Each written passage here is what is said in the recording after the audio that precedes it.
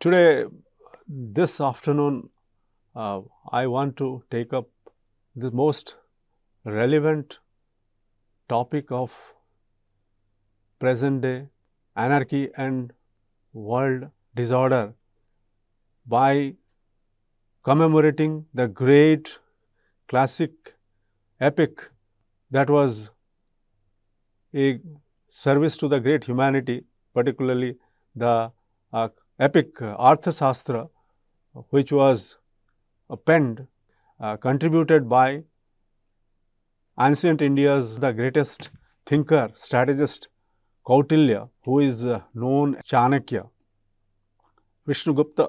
So, I'll broadly take up the epic Arthashastra in terms of its discerning the knowledge as well as its practical relevance in terms of statecraft and diplomacy, which is almost very, very relevant from times immemorial. So, the Arthashastra, which is perceived as a masterpiece of statecraft, diplomacy and strategy, broadly reflects the realism and its relevance for foreign policy in contemporary international relations. This is a treatise of ancient India having answers to the questions like what is the best model of administration for a state, what is the role and functions of the ruler, also what are the causes of progress or decline of a state power. Further, it dwells on the questions like how to attain national stability and order in view of many challenges facing the state and its ruler. So, it broadly unravels the mysteries of political power, statecraft and diplomacy in order to achieve viable peace and security within the state. So, the point is we are having this the whole epic of Arthashastra divided into so-called 15 volumes running into 6,000 Sanskrit sutras, and these were all written on palm leaves, the old manuscripts of ancient India. And it is a very, very paradox that this gems of knowledge and practice were only discovered in 1905, but these were almost completed 2300 years back in ancient India in the times of Chandragupta Maurya. So, what are these broadly 15 volumes or books which are covering the whole gamut of Arthashastra? So, number one, starting with first book, it is concerning discipline, Vinayadhikarikam. Next, the duties of government and superintendent. Third is concerning law, Dharmostoyam. Fourth, then removal of thorns, the conduct of courtiers, the source of sovereign states. Next, the end of sixfold policy or Sadgunya. Next, it is followed by concerning vices and calamities. Then the work of an invader, how a foreign ruler invades. Then most important, number 10, relating to war, followed by the conduct of corporations. Then we have concerning a powerful enemy. Book 13, that is strategic means to capture a fortress, how a fort has to be captured by military means. And it is followed by another important, very, very relevant modern topics called, secret means, which is known as Aupanishadikam, that is post-war recovery, and also followed by Tantroyakta, means psychological operation. And finally, the plan of a treatise, ending how Kautilya sums up and what are his intention and what are his purpose to dedicate this great epic for the welfare of the humanity.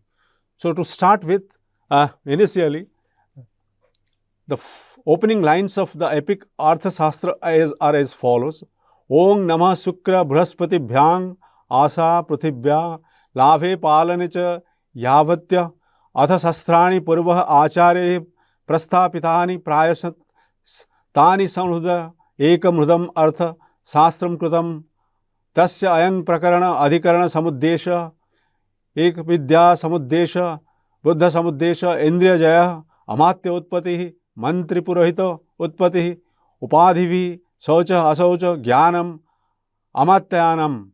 So, here the great scholar Kautilya pays his obeisance, his salutations to Lord Shukra, who is the god of the demons, and Brahaspati, who is the lord of all devatas, or so called the higher souls living in heaven.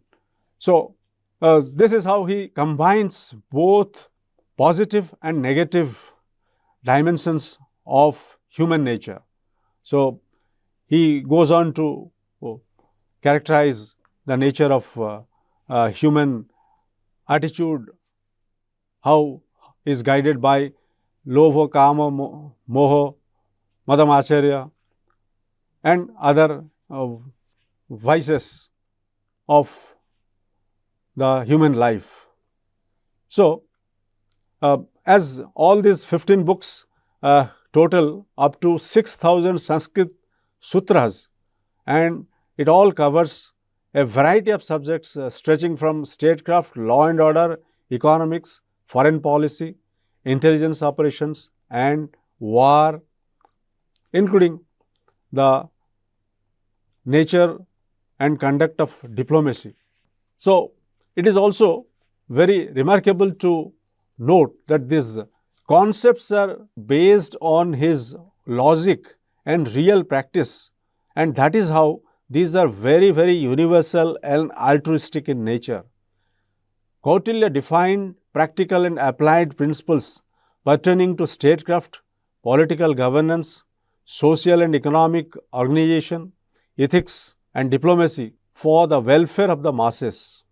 Very important to know the historical background of this great epic Arthashastra, because Kautilya was a contemporary of Aristotle, who is called the father of political science. And Aristotle, who has written the book The Politics, from which the word the politics is derived from, as a Greek writer and as a teacher, he was the trainer or tutor to Alexander the Great.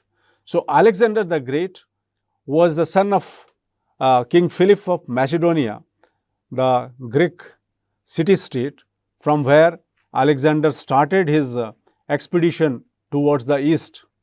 So, Alexander, when he came to the borders of India after winning Bactria, Ariana, and overrunning the other areas of Persia, he was the world conqueror.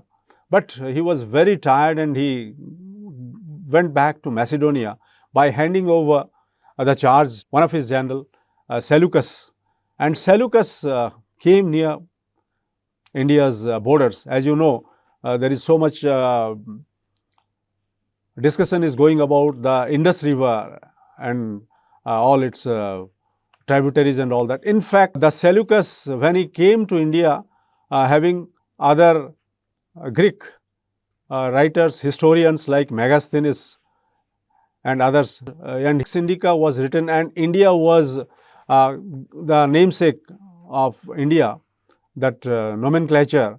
It started with the Greek, particularly Indica Megasthenis, because of the Indus River. So, by that time, Chandragupta Maurya was the ruler in Pataliputra. That I am showing you the map. So, Chandragupta Maurya ruled from 322 BC until his voluntary retirement and abdication in favor of his son Bindusara, who continued up to 272, and Kautilya was also an advisor with Bindusara. And during the final years of Bindusara, the Maurya Empire expanded the regions that map will show you.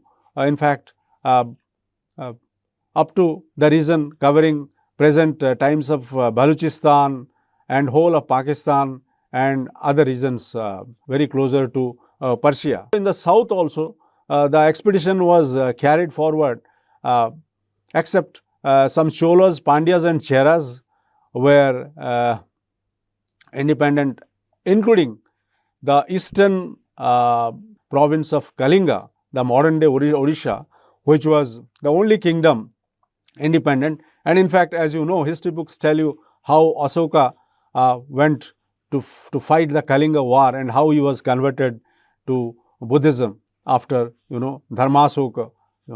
That's how he enunciated the principles of Buddhism after his changeover after the Kalinga war. This is the map is showing you Alexander's empire.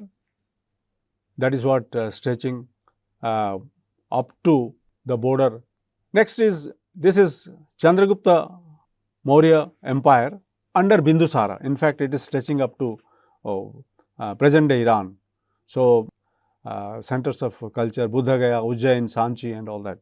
Kautilya's concept of administration and political economy, the definition of politics and ruler is given in a very clear and clairvoyant manner, as he says in book 6, a Raja should be possessed with personal qualities facilitated by each of his Rajya's prakritis, that is the constituent elements, and is conversant with niti, ability to lead, shall conquer the entire earth and never get defeated despite ruling over a small piece of territory.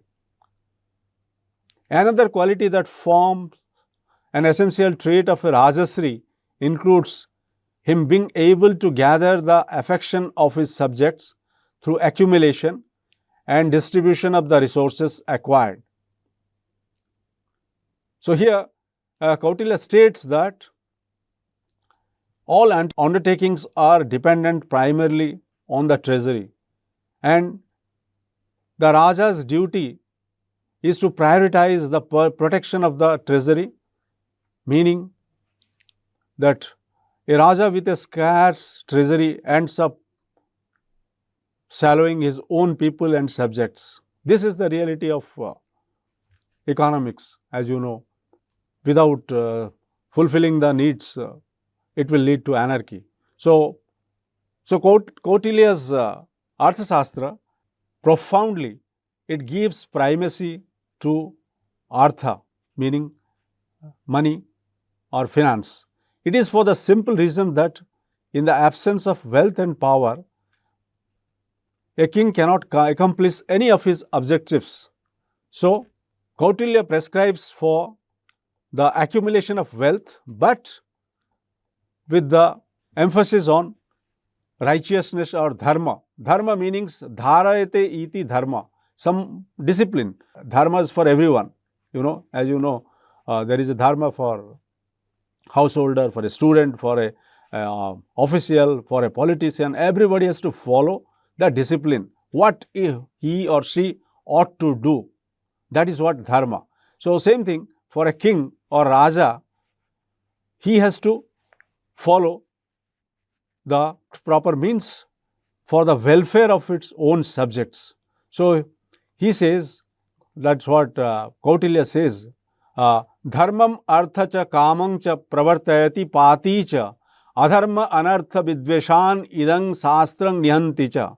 Meaning, this Shastra fosters the attainment and preservation of dharma, artha and kama, and defeats adharma, anartha and vidvesha, enmity. Kautilya emphasizes on king's duty to selflessly labor for the greater good of his kingdom. So, he compares the administration of a king to the performance of a yajna. So, another important, Ragyo hi Bratam Utthanam Yajna Karyanushasanam Dakshina Brutishamyam tu Dikhyat Tasya Vishechanam. So, this is what, how that great lessons of the do's and don'ts for the ruler, how the ruler has to follow the dictum of public welfare. Next, coming to the broader context of Arthashastra, it has broadly three parts correspond to the three objectives of the state: wealth, the economy, justice in terms of law and order, and growth or expansion of territory, that is known as the military conquest. These three fundamental objectives flow from one to another, meaning good governance through promotion of the welfare of the subjects. This will lead to good economy, acquisition of wealth, and it will lead also to expansion of territory. And that's what in modern times we can discuss in terms of this is what a grand strategy, and Arthashastra provides a grand strategy for the effective governance of a state, which includes political, economic, military, diplomatic and information strategies. And here, above all, Kautilya emphasizes the primacy of the state. So, everything, the state is the summum bonum of all the masses. So, next coming to Kautilya's more important contribution is how he was very particular about the codification of laws and how the laws have to be followed and implemented by many functionaries of the state, because he understood and he highlighted very by referring to other previous writers like Bharadwaja, Vishalakya, meaning that anarchy, because ancient India was full of small principalities of states and countries were fighting against each other, there was no order, so no proper regional ruler to settle the disputes. So, here he talks about Matsya Nyaya. Matsya Nyaya is all about the picture shows how the big fish eating the small fish, and it is even it is very universal. It is also now presently very relevant. As you know, superpowers, big powers, by the policies of coercion, by the policies of other means, they can dominate the weaker nations. So, there is a rich-poor divide, a north-south divide in different global political and economic system. So, Matsya Nyaya, what Kautilya emphasizes here, has to be overcome. So, for that he prescribes the Danda Niti. So, Danda, we will come to that later on, the four upayas, Samadhana, Danda, Veda. So, Danda is all of strong authority. Danda is the symbol of power, and how a ruler who administers justice based on these four principles like righteousness, evidence, history and the prevalent law shall conquer the earth. The point is here, I am just going to the basic text in Sanskrit and getting you the essence of it. So, maybe this is slightly taking more time. I can't do any injustice if I don't touch upon the exact terminology references from the original text. So, coming to good governance, Kautilya prescribes that ruler, the Raja, has to devote his time to the broad improvement of the economy by building up a roadwork, irrigation, developing infrastructure. Also, there has to be fairness in practices and proper implementation of work by following proper standards in weights and measurement, labor and employment, commerce and trade, commodities and agriculture. And there is also provisions of property laws, agricultural tax, coinage system, interest rates, everything. He lays down everything in the currencies also. How much money should be paid for a soldier, for a minister, for a supervisor, for a spy who is working for gathering information for the state. So, he has noted down everything in detail. Coming to characteristics of a good ruler, he says that the good ruler is one who has to be a master of these important elements, particularly by acquiring these essential sciences. What are the sciences? First is, that is the philosophy, which is called Anvishiki. Next is Trai, the knowledge of the three Vedas. Then is Bharta, Bhruti, means economics, that is a Bharta. Then Dandaniti, Dandaniti is science of governance. Anveshiki, the first one is constant desire to learn, to have wisdom and skills to govern effectively. So, as the sloka goes on, Prathamang prakaram vichasa sayudasya tatra anvikashi sthapana, how to establish it. So, that is what towards the end he says, as you know, writings are visible here. Tavi dharma, dharma sartha, yad vidya tat vidyanang vichayatvam. So, first one is Anvishiki, known as the lamp of all sciences, provides foundational wisdom for discerning right and wrong, guiding decision making amidst adversity and prosperity. Next is Trai. Trai instills moral and spiritual principles which are crucial for just governance, policy implementation, meaning there is a stability and welfare for all subjects within the kingdom. Next is Brati. Brati is all about economics, equips with the knowledge of material gain and loss. Understanding economic principles is crucial for ensuring the prosperity of the well-being of its people. So, Dandaniti, it talks about the implementation of laws, how the rules have to be followed, implemented by all functionaries of the state. He on Dandaniti, or as you know, he gives this very important sutra. Anvakhiki Traivartanang Yogakhyama Sadhano Danda Tasya Nitir Danda Niti Alabdha Lava Artha Lava Labdha Parirakshani Rakhita Vivardhini Buddhasya Tirthe Pratipadinicha Tashyam Ayatta Lokayatra. The means of ensuring the pursuit of philosophy. This is the three Vedas, and economics is the rod, that is the symbol of power wielded by the king, and its administration constitutes the science of politics, having for its purpose the acquisition of things not possessed, the preservation of things possessed, the augmentation of preserved, and the bestowal of things augmented on a worthy recipient, on its dependent, the orderly maintenance of world life.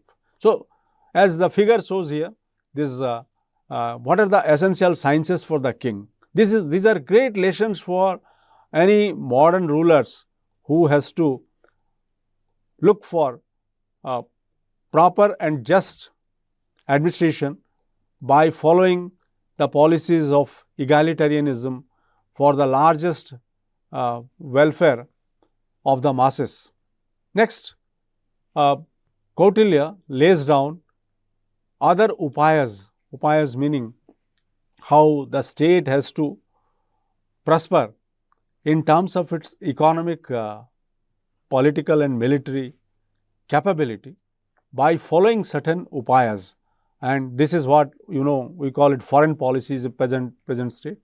And these are virtually encapsulated in the name something called Yoga Khyama. So, he talks about different upayas, and also there is this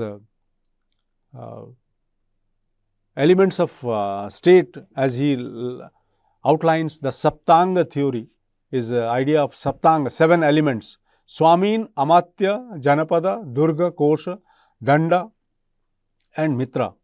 Finally, Mitra Ari, that is how the enemy friend, how the conduct of external relations have to be done.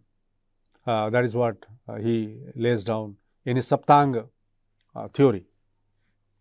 So, here he is also discussing about how the country, means the kingdom under the ruler the king has to follow certain upayas. And what are the upayas? These are the 4 upayas: Sama, Dana, Danda, Veda.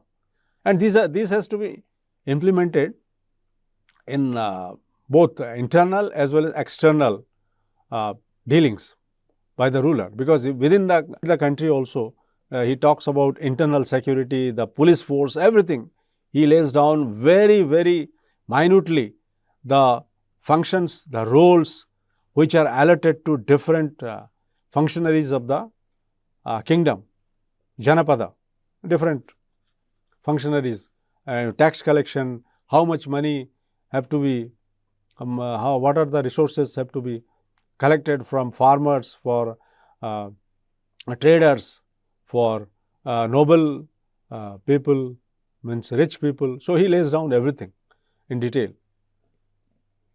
So, next he talks about in a very clear terms something called mantradhikara, meaning that how the ruler has to have this running the state or the Rajya by following certain strict principles, meaning that the state has to consolidate its economy, its polity as well as its military by following these 3-4 important elements. First is there is a word called Rakhya. Rakhya means protection, and presently this you can say this is all related about both internal and external security in economic, political and military terms.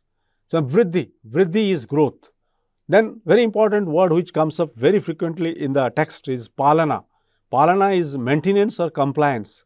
In the present day context, it is something called how you implement the rules and regulations to manage the affairs of the state. And the most important word is here is Yoga Khyama. Yoga Khyama is well-being of the society, meaning social security and welfare of the people. Because if you say Yoga Khyamang Bahamyam, as in Bhagavad Gita, Lord Krishna has told to Arjuna after Arjuna surrendering him, you surrendered to me, I will take care of everything. The symbol of LIC, Life Insurance Corporation of India, also most of you must have seen, that is what Yoga Khyamang Bahamyam, carry on. So, that's the word was in fact defined by Kautilya, meaning that this is the job of the king or the ruler to take care of the welfare of the masses, the people, the subjects who are living under its rule.